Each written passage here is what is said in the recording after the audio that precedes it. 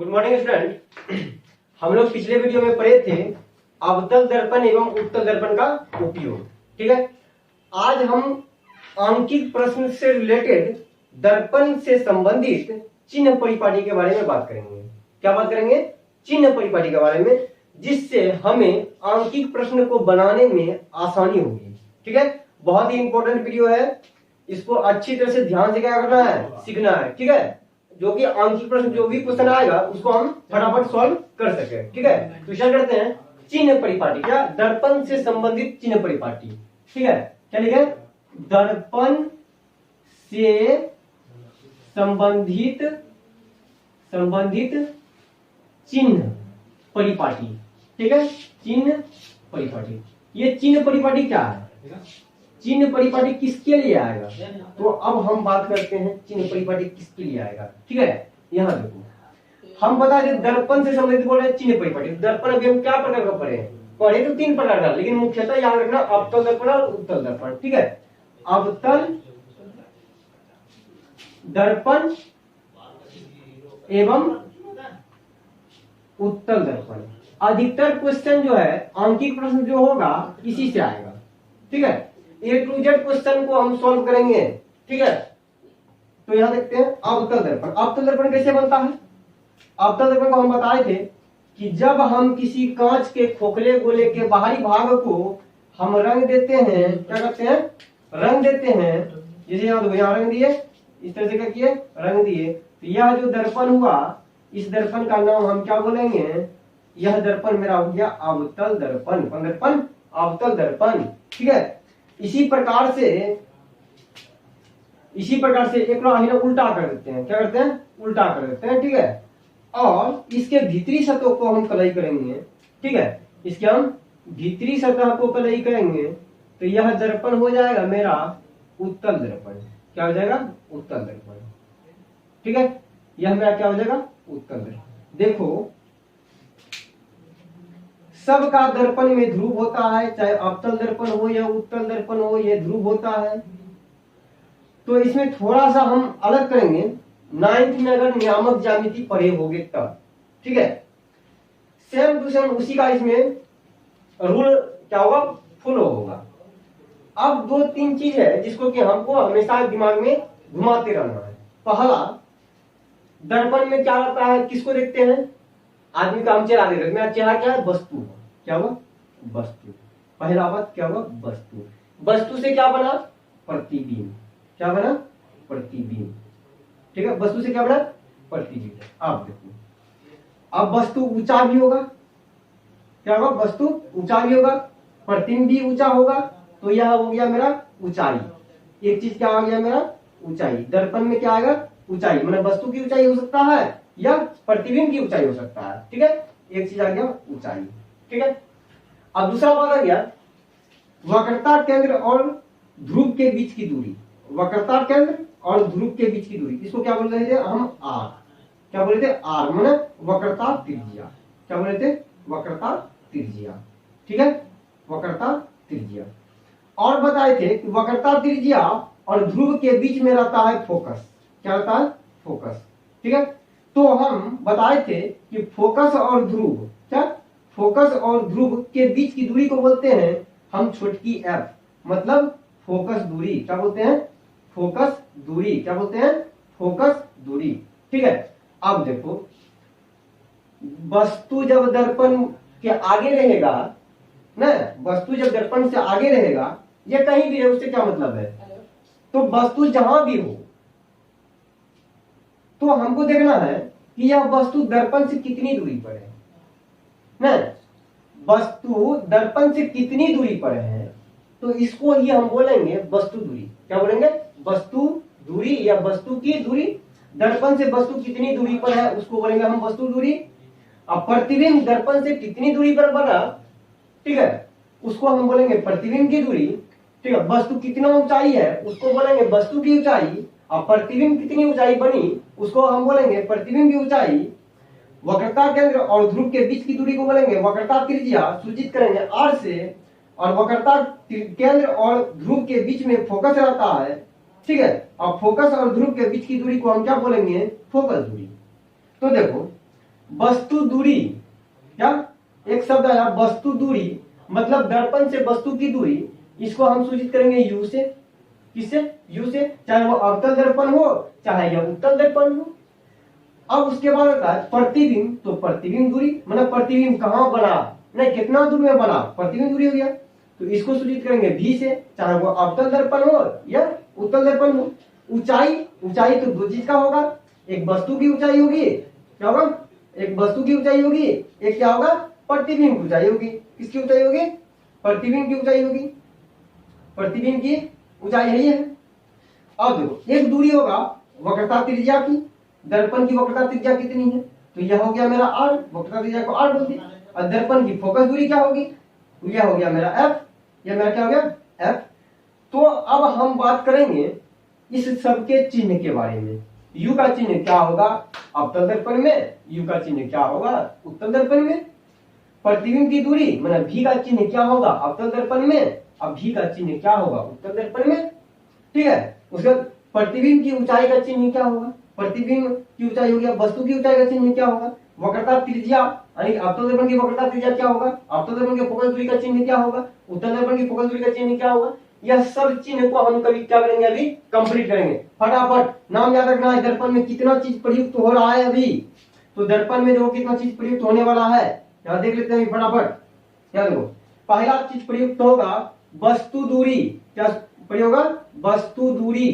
ठीक है, भेजा में डालना है, दर्पण से वस्तु की दूरी एक नंबर। नंबर 2 प्रतिबिंब की दूरी, क्या प्रतिबिंब दूरी, ठीक है, इसको बोलेंगे बड़की भी। ठीक है, तीसरा प्रयुक्त होगा वस्तु की ऊंचाई, क्या वस्तु की ऊंचाई, ठीक है, इसको बोलेंगे h, स्मॉल h। ठीक है, उसके बाद प्रतिबिंब की ऊंचाई, प्रतिबिंब की ऊंचाई, इसको बोलेंगे h डैश। 5वां नंबर दर्पण की वक्रता त्रिज्या, दर्पण की वक्रता त्रिज्या। ठीक है, तो दर्पण बना कोई भी दर्पण, उसकी वक्रता त्रिज्या। ठीक है, उसके बाद दर्पण की फोकस दूरी, दर्पण की फोकस दूरी। ठीक है, दर्पण की फोकस दूरी छोटकी f। ठीक है, यह इतना बात हुआ सिर्फ दर्पण से संबंधित। किससे संबंधित? वस्तु दूरी भी दर्पण से संबंधित है, प्रतिबिंब दूरी भी दर्पण से संबंधित है, वस्तु की ऊंचाई भी दर्पण से संबंधित है, प्रतिबिंब की ऊंचाई भी दर्पण से संबंधित है, दर्पण की वक्रता त्रिज्या तो खुद दर्पण से संबंधित है, और दर्पण की फोकस दूरी भी खुद दर्पण से संबंधित है। ठीक है, तो अब हम चिन्ह के बारे में जान लेते हैं। ठीक है, अब हम क्या करते हैं, चिन्ह के बारे में जान लेते हैं। ठीक है, तो देखो पहले मुख्य रूप से हमको जानना है कि चिन्ह कैसे बदलेगा। ऐसे समझ लो यह मेरा क्या है, मान लो इस तरह से यह मेरा नियामक है। ठीक है, यह मेरा मूल बिंदु हो गया, मान लो अभी हम दर्पण के बारे में कर रहे हैं, P मान लीजिए ध्रुव हो गया ये मेरा। देखो प्रकाश जिधर से आएगी, ठीक है, ऐसे नहीं तो समझो जैसे मान लो इधर से प्रकाश जा रही है, प्रकाश जा रही है, तो प्रकाश जा रही है, ठीक है, ये प्रकाश जा रही है, इधर भी जाएगी, ठीक है, इधर जाएगी। पहली बात ध्यान में रखना है कि जो भी हम दूरी मापेंगे वह दूरी मापेंगे हम ध्रुव से। यामक ज्यामिति में भी यही करते हैं कि हम जो भी दूरी लेते हैं वह ध्रुव से। ऊपर लेंगे तो बोलेंगे P के पास से खींचो ऊपर, इधर आएंगे, ठीक है, बोलेंगे P के पास से आओ, नहीं तो हिन्ने से नहीं दौड़ जाना, हिन्ने से नहीं दौड़ना है, P से हमेशा दौड़ना है। ऊपर जाना है P के पास से दौड़ना है, नीचे जाना है P के पास से नीचे दौड़ना है, दाया बाया जहां जाना है इधर जाना है तो P के पास से दौड़ना है। तो कहने का मतलब हुआ दर्पण में जो हम दूरी मापेंगे वह ध्रुव से मापेंगे। कहां से मापेंगे? ध्रुव से मापेंगे। ठीक है, और एक बात दिमाग में रखना है कि प्रकाश की किरण आ किधर से रही है ना, प्रकाश की किरण देखो इधर से जा रहा है, इधर से जा रहा है, इधर से जा रहा है, और हमको दूरी हम इधर से नाप रहे हैं, इधर से नापेंगे, इधर से, इधर से, इधर से, तो प्रकाश की किरण इधर से, दूरी माप रहे हैं उधर से। ठीक है, तो फिजिक्स में इसको बोलते हैं आपतित प्रकाश के दिशा में मापी गई दूरी, या फिर बोलेंगे आपतित प्रकाश के विपरीत दिशा में मापी गई दूरी ऋणात्मक होती है, एवं आपतित प्रकाश की दिशा में मापी गई दूरी धनात्मक होती है। नहीं समझ में आया होगा? यहां देखो यह प्रकाश की किरण जा रहा था, दूरी हम इधर से नाप रहे थे ना, यह आने वाली किरण है और दूरी हम उल्टे नाप रहे हैं। तो ध्रुव से इधर जितनी भी दूरियां होगी, इधर जितनी भी दूरियां होगी वह ऋणात्मक में होगा, ऋणात्मक में होगा। ठीक है, अब प्रकाश किरण उधर जा रहा है, जा रहा है ना, हम ध्रुव पे यहाँ खड़े हैं, देख रहे हैं प्रकाश किरण उधर जा रहा है, हम भी दर्पण मार दिए थे, इधर दौड़ गए।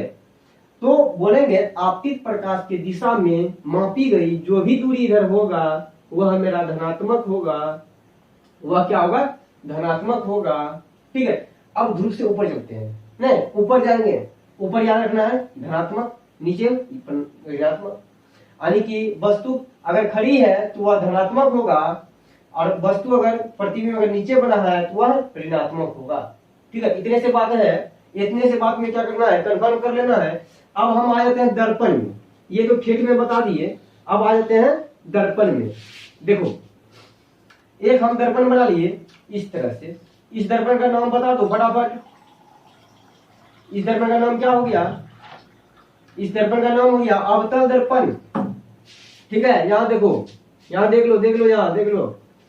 ठीक है, यह मेरा हो गया अवतल दर्पण। ठीक है, देखो इसका चिन्ह याद रखना पड़ेगा, चिन्ह क्या याद रखना पड़ेगा, वस्तु कहां का रहेगा, कैसा प्रतिबिंब बनेगा, एकदम माथा में घूमना चाहिए, या अंकित प्रश्न में लिखा हुआ रहेगा फलना जगह बन रहा है वस्तु, तो भेजा में रखना है, भेजा फ्राई नहीं करना है ज्यादा। यहां देखो यह हो गया आर, ये हो गया एफ। ठीक है, अब कहीं रख दो, है तो कोई टोपी पिला के वस्तु बना दिए, यह हो गया वस्तु। तो यह दूरी कितना हो गया, यहां से यह दूरी, ये हो गया मेरा u, सब दूरी को यही से मापना है, इधरे इधरे मापना है। प्रतिबिंब इसका कहीं बनेगा ना, तो देखेंगे प्रतिबिंब खना पीछे भी बन जाता है, ए नॉट सीधा बन जाता है, खना उल्टा भी बन जाता है ना, वो देखा जाएगा। भी या उधर होगा तो इधर भी। ठीक है, ये आपको अगर कंडीशन बताए तो देखो प्रकाश किरण इधर से जा रही है, हम वस्तु की दूरी नाप रहे हैं यहाँ दर्पण से, यहाँ पे हम ध्रुव पर खड़ा है, हम बोले वस्तु पीछे करो आगे करो, उसका जैसे एडजस्ट हुआ यहाँ से दौड़ जाना इधर, प्रकाश इधर से जा रही थी दौड़ गए इधर, उल्टा हो गया ना, तो वस्तु की दूरी क्या हो गया मेरा, ये u मेरा क्या हो गया माइनस में, किसमें और माइनस में।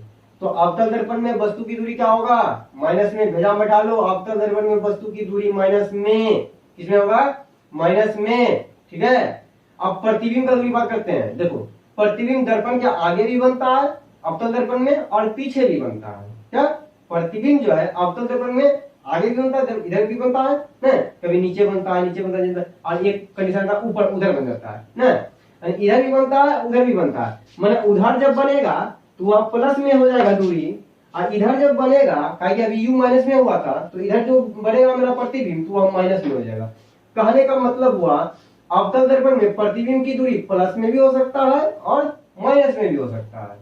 ठीक है, अब आगे तक पकड़ काट किया, देखो हिन्या सिन्हा नापे है ना, ध्रुव से इधर ना मापे हैं आर, तो आर भी इसका क्या हो जाएगा माइनस हो जाएगा। ठीक है, एफ इधर से इधर मापे हैं, यहाँ ध्रुव था, इधर आ रहे हैं, इधर से आ रहे हैं, यहाँ तक मिला मिला, यहाँ कौन मिला, फोकस मिल गया, उधर से आए, इधर से नहीं जाना है, ध्रुव से जाना है। ठीक है, इधर आए तो फोकस हो गया, अब फोकस भी तब मेरा क्या हो गया माइनस हो गया। तो अब देखो अब हो गया वस्तु की ऊंचाई h, ऊपर तो प्लस, प्रतिबिंब अगर नीचे बना तो माइनस, ऊपर बना तो प्लस, तो h डैश क्या होगा, प्लस में भी होगा माइनस में भी होगा। अब तो दर्पण का प्रतिबिंब बनना सिखाया ना, उसको देख लेना है। ठीक है, नीचे बनता था उल्टा, उधर जाके हो गया सीधा, सीधा जब बना तो क्या हो जाएगा मेरा वो प्लस, और जब नीचे बनेगा उल्टा तो वह हो जाएगा माइनस। ये हुआ मेरा अवतल दर्पण में। इसी प्रकार का बात हम कर लेते हैं उत्तल दर्पण में। किसमें, इसको बहुत ही आसानी से समझ लो, पहले वीडियो को पीछे आगे करके, बहुत ही क्या है यूजफुल है। ठीक है, अब हम आ जाते हैं उत्तल दर्पण में। इसमें आ जाते हैं उत्तल दर्पण में। ठीक है, इसमें आ जाते हैं उत्तल दर्पण में। देखो उत्तल दर्पण में यह सब होगा, लेकिन उसका कैटेगरी थोड़ा अलग होगा। ये देखो उत्तल दर्पण बना लिए, अंदर वाला कलर कर दिए, यह उत्तल दर्पण हो गया। यह क्या हो गया, उत्तल दर्पण हो गया। ठीक है, यह x हो गया, यह y हो गया, इस तरह से हो गया। देखो इधर से धसा हुआ है, इसका सब कुछ इधर होगा ना, मान लो यह c हो गया, बीच में f हो गया, यह F हो गया, मैंने छोटकी F फोकस दूरी, ठीक है। ध्रुव यहाँ हो गया, देखो ध्रुव से नापेंगे, ध्रुव से यहाँ तक फोकस दूरी और ध्रुव से वहां तक C तक वक्रता त्रिज्या, ठीक है। वस्तु उधर चांस ही नहीं रखने का, कहीं जिधर से प्रकाश आती है उधर वस्तु रखा जाता है। वो वस्तु को यहाँ टांग दिए, इधर से प्रकाश जाएगा, इधर से प्रकाश जाएगा, हम बोल रहे हैं इधर से नाप रहे हैं, वस्तु यहाँ पे है तो वस्तु दूरी उल्टा हो गया, प्रकाश इधर से आ रहा था, हम उधर से आ रहे हैं, तो इसमें u का मान माइनस, अब उत्तल दर्पण में u का मान माइनस, तो याद रखना है अवतल दर्पण में भी u का मान माइनस, उत्तल दर्पण में भी माइनस। आ जाते हैं भी, इसमें एक वो प्रतिमेय बनता है, वह प्रतिबिंब बनता है पीछे में, कहाँ बनता है, पीछे में और सीधा बनता है, इसलिए इसका प्रतिबिंब दूरी प्लस में होगा, हमेशा प्लस में होगा। फोकस दूरी यहाँ से इधर जा रहे हैं तो प्रकाश किरण इधर से जा रही है ना, इधर हम भी इधर दौड़ रहे हैं उधरे, तो यह भी मेरा हो गया प्लस वक्रता त्रिज्या, और आगे दौड़ो वक्रता केंद्र के पास ना, तो r का मान भी प्लस, ठीक है। अब क्या बचा h में वस्तु की ऊंचाई, यह भी प्लस, और एक हो गया h डैश, उल्टा कभी बनता ही नहीं है तो यह भी प्लस। यह क्या हो गया, यह बहुत जरूरी है, बहुत ही जरूरी है। तब हम लोग इसमें बताएंगे, सिद्ध करके बताएंगे कि दर्पण सूत्र क्या है, ठीक है। अब फोकस और वक्रता त्रिज्या में क्या संबंध है इसके बारे में बताएंगे, ठीक है। इसके बाद इसमें एक संबंधित था क्वेश्चन कि आवर्धन क्या है, गोलीय आवर्धन क्या है, ठीक है। गोलीय दर्पण के आवर्धन से क्या समझते हो, इतने याद रखना है कि जैसे हम हैं, अब मेरा दर्पण में प्रतिबिंब बन रहा है तो हम देखेंगे कि मेरा प्रतिबिंब कितना गुना बना, क्या मेरा प्रतिबिंब कितना गुना बना, वह जितना गुना बना वही मेरा आवर्धन हुआ। बहुत सारा किताब में लिखल है कि वस्तु का ऊंचाई है, सॉरी प्रतिबिंब की ऊंचाई और वस्तु की ऊंचाई के अनुपात को क्या कहेंगे, हम आवर्धन कहेंगे। ऐसा भी है, ये हमको हमेशा याद रखना है। अगर हम परिभाषा कहीं दे रहे हैं तो बोलना है किसी वस्तु का दर्पण कितना गुना बड़ा या कितना गुना प्रतिबिंब बनाता है वह ही उस दर्पण का आवर्धन है। मेरा कोई दर्पण जितना गुना बड़ा या छोटा प्रतिबिंब बनाएगा वही दर्पण का क्या हो गया, आवर्धन हो गया, ठीक है। इस सब के बारे में हम डिस्कस करेंगे अगले वीडियो में।